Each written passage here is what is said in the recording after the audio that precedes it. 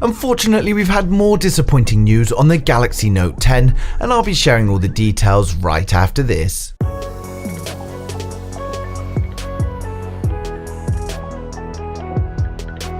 If you're new here and want to stay up to date with the latest tech, please hit subscribe followed by the bell. So a South Korean publication has revealed that the Galaxy Note 10 models will be launched on the 10th of August this year, but unfortunately we have had more disappointing news on the flagship from Samsung.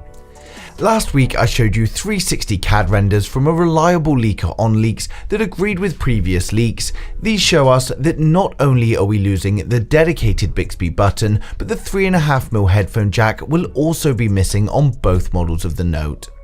Max Weinbach of XDA is now tweeting to say that according to his sources, the Note 10 Pro is only going to have 25W fast charging instead of the 45W we're expecting.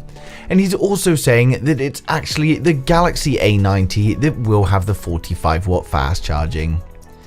Previously, however, Ice Universe has told us that the charging speeds will be a significant upgrade in the Note 10, and in a separate tweet he told us that it's not going to be 25W and it's also not less than 25W as well.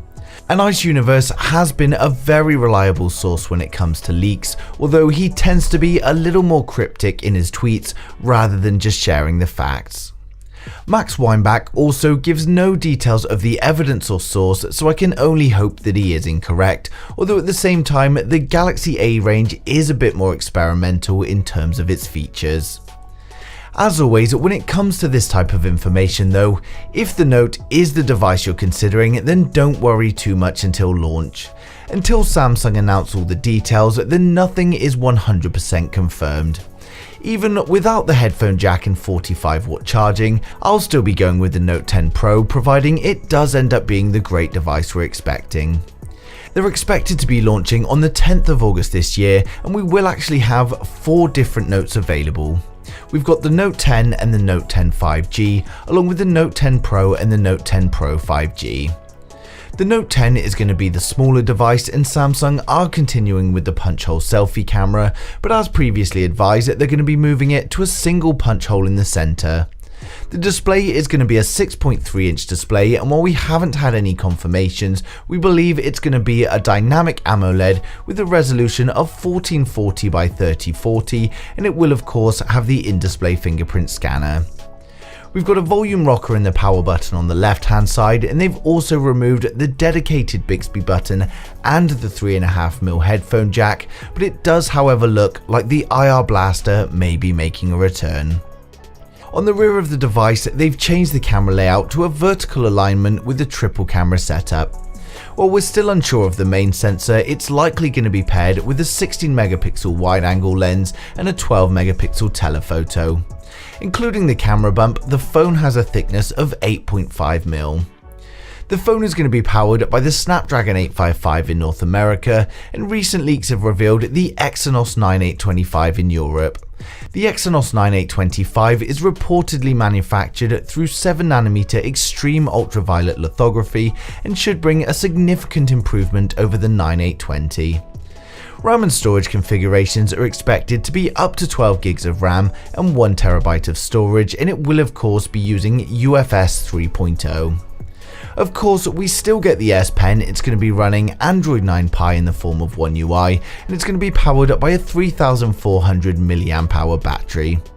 We're expecting the 45W fast charging, but of course, if Max is correct, then this may only be 25. There's been no details of waterproofing, but I would assume it will be IP68 water resistant like their other flagship phones. Next up, we've got the Galaxy Note 10 Pro. Now this is going to be the more premium version of the Note 10. Again, it's got a single punch hole camera in the center. The display is expected to be a 6.75-inch dynamic AMOLED display with a resolution of 1440 by 3040, and will of course have the in-display fingerprint scanner. Again, we've got the power button and volume rocker on the left, and the right side has nothing. Unfortunately, even on the Pro model, they have removed the Bixby button and 3.5mm headphone jack, but again, we do appear to have the IR blaster back. We've got the vertical camera alignment on the back, but on the Pro, we actually have 4 cameras.